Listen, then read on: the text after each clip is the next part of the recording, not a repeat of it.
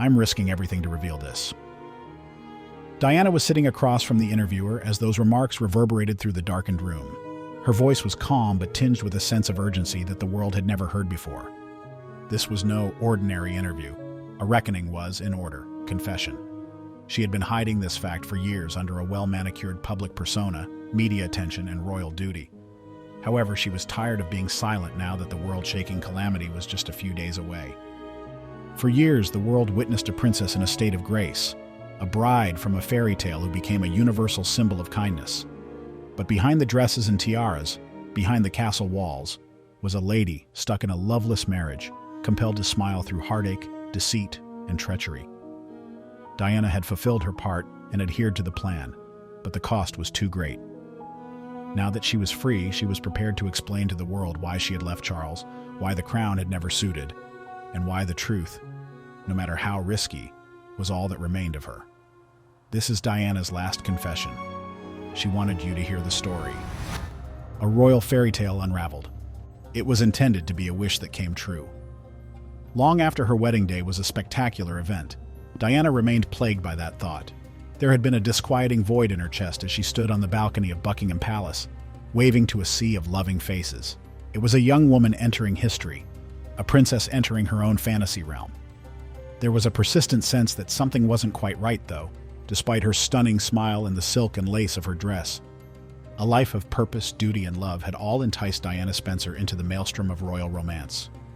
Prince Charles, the then future King of England, had proposed to her when she was just 20 years old. The bashful, attractive nursery teacher and the suave, polished heir to the kingdom had appeared like the ideal marriage. The chosen one, the storybook bride who would provide much-needed warmth to a monarchy, was how the media portrayed her. However, nobody realized at the time, and Diana herself hardly realized, that this love tale was never supposed to end happily. Even before the wedding, the fissures were visible. In the weeks before the ceremony, Diana subsequently acknowledged that she had felt uneasy. Charles was frigid at times, emotionally unavailable and aloof. He referred to her loving gestures as childish, and he hesitated whenever she sought his hand.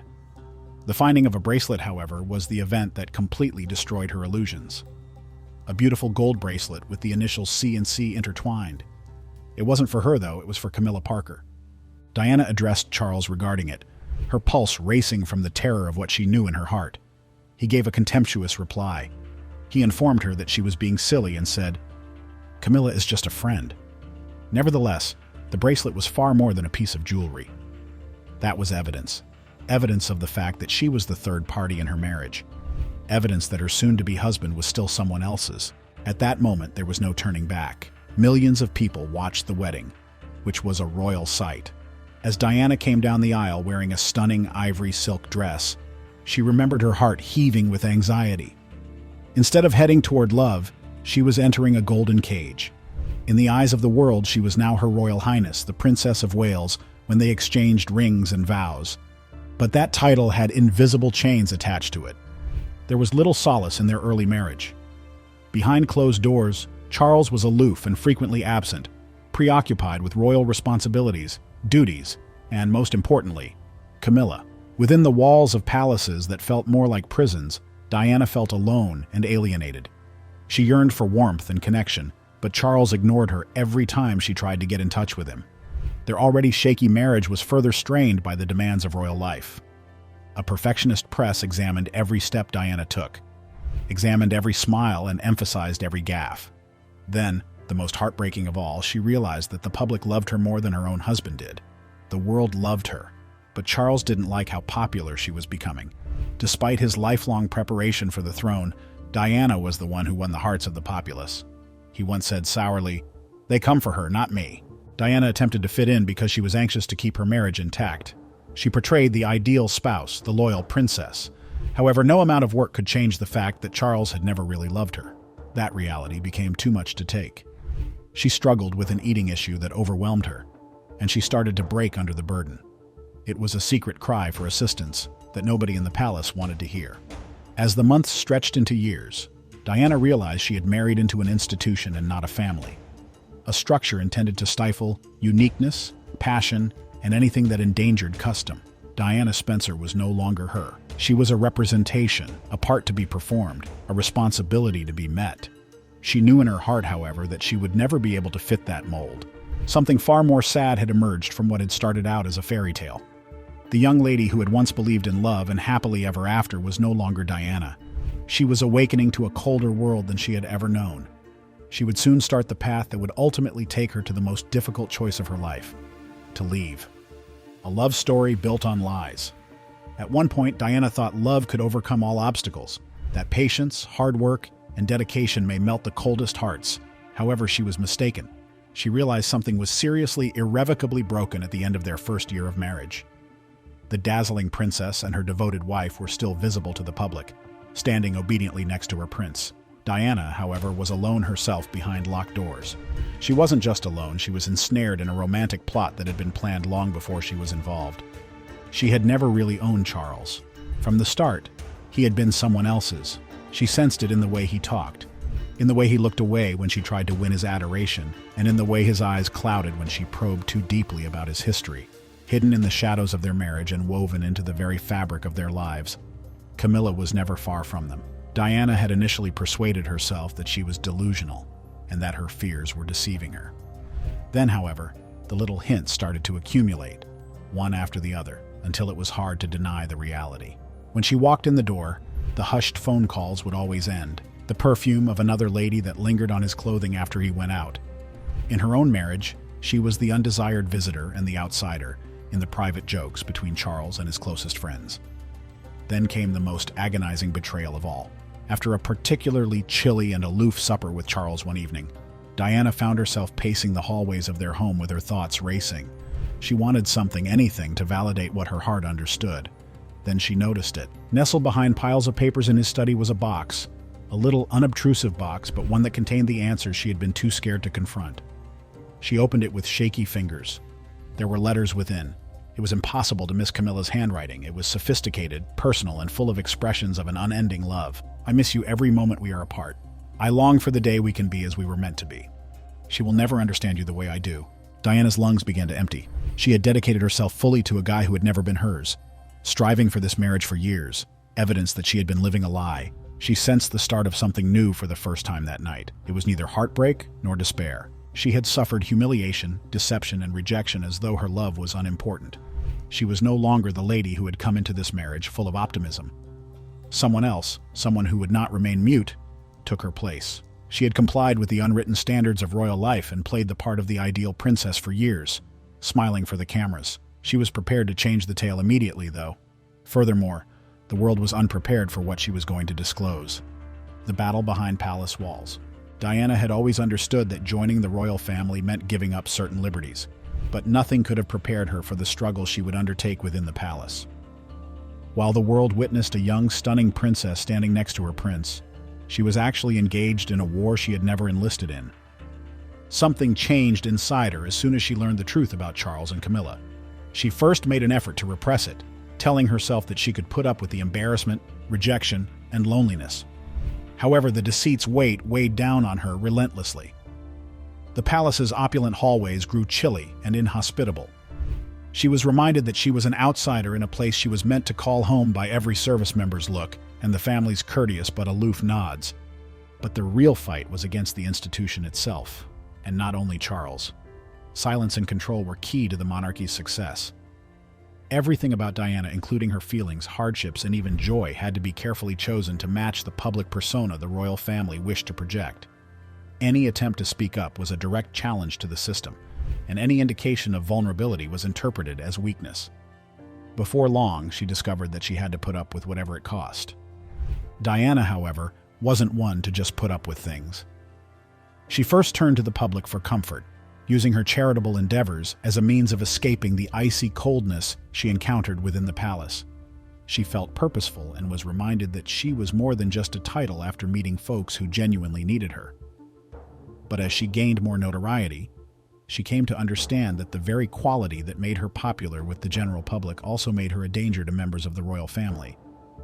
It was not her intention to surpass her spouse, but she did. Although she wasn't meant to be loved outside of the monarchy, she was. and the walls surrounding her seemed to grow the more she accepted her duty outside the castle. Once her strongest ally, the media now worked against her. Narratives of her mental instability, purported tantrums, and bulimia issues started to spread. Once praising her, the same media turned against her, promoting deliberately leaked stories that portrayed her as weak, challenging, and unsuited to live in the royal family. Diana saw it as a calculated attempt to crush her soul and muzzle her before she could do any serious harm. She, however, resisted becoming breakable. She had been shaping herself into the ideal princess for years, but suddenly she saw that this had been a prison. She was more determined to take back her voice the more they attempted to control her. She was prepared to change the plot, even though they wanted her to have a part, because the truth was on the way, and there would be no going back once it was out. The woman in the shadows. The world had portrayed Diana as a princess from a fairy tale, a devoted wife and the future queen, and she had spent years trying to believe in this. However, she was only a shadow behind the palace's locked walls, abandoned by a spouse who had never really been hers. The more she made an effort to strengthen their relationship, the more she understood that Charles was never truly gone. He was simply somewhere else, emotionally bound to a lady who had always held a special place in his heart. Diana had initially written off her concerns as psychosis, telling herself that she was just dreaming about the snatched looks, the private chats, and the way Charles would vanish for extended periods of time without providing a reason. However, the truth has a way of coming to light. In their marriage, Camilla Parker was more than simply a memory of Charles's past. She persisted in every quiet moment, in every whispered phrase, and in every instance where Diana felt alone, even if she was standing next to her husband. Despite having the title of prince, Charles's heart was elsewhere. Diana saw the private calls, the little personal presents that she knew were not for her. He talked about Camilla with a familiarity that only comes from two people who are fully involved in one another's life, never with bitterness or alienation. It became evident that she was battling against a tie that had existed long before she entered the scene, not for his love. The palace was also aware. Everyone in her immediate vicinity, courtiers, aides, and staff, knew the truth about her marriage, but none dared to discuss it. Within the monarchy, affairs were nothing new, but this was something else. This was not a transient transgression, but rather an unending love that was unaffected by Diana's presence. The royal family's rules were unambiguous. Duty came first. However, because she had been assigned to a function that was never intended for her, how could she carry out her responsibilities? She made an effort to deal with it on her own, asking Charles for comfort in the hopes that he would at least recognize the suffering she was going through. However, he stayed aloof, unaffected by her grief, as if she were just another duty instead of the lady he had promised to love. The more she pressed, the more he retreated, withdrawing into a universe in which Camilla was the reliable person he had always depended on and Diana was a bother. She realized that she was never destined to be the great love of his life during those times of solitude. Her selection was based on duty rather than passion. Diana was forced to live a life that had been meticulously planned for her, a part she never desired but was unable to leave, while Charles had finally discovered his true love. But what she was starting to think about was escape. Perhaps it was time to become the woman who no longer lived in Charles's shadow if she was never going to be the lady in his heart. The world will soon understand why. Breaking free. Diana spent several years acting her marriage was something it wasn't, smiling at public gatherings and carrying out her royal responsibilities. However, the delusion had started to crumble, and below it she was disintegrating. She had had enough of loneliness, the weight of betrayal, and the oppressive restrictions of the monarchy. There has to be a shift. She first looked for strategies to deal with the restrictions of royal life. She plunged herself into volunteering for charities, finding comfort in the causes she supported. She felt genuinely seen and alive when she visited hospitals, consoled AIDS sufferers, and assisted the destitute. However, she went home to icy coldness, despite her passion for the globe. Both the guy she was married to and the palace walls didn't care about her generosity.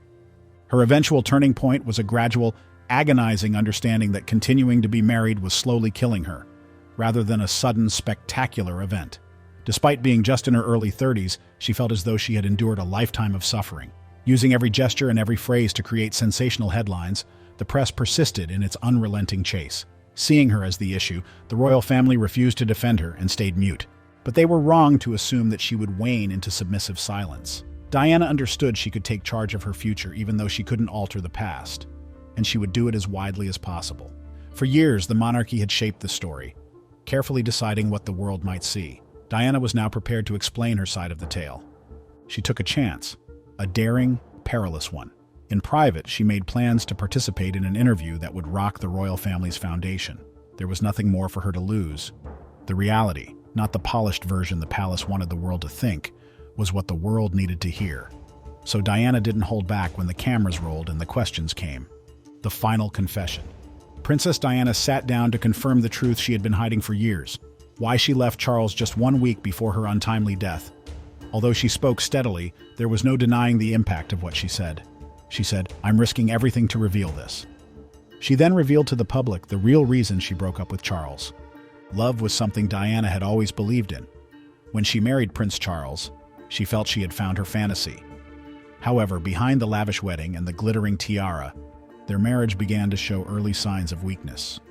The love she had longed for never fully existed, not the way she needed it. According to one account, it asserted that Diana had somehow orchestrated the divorce. However, that was untrue.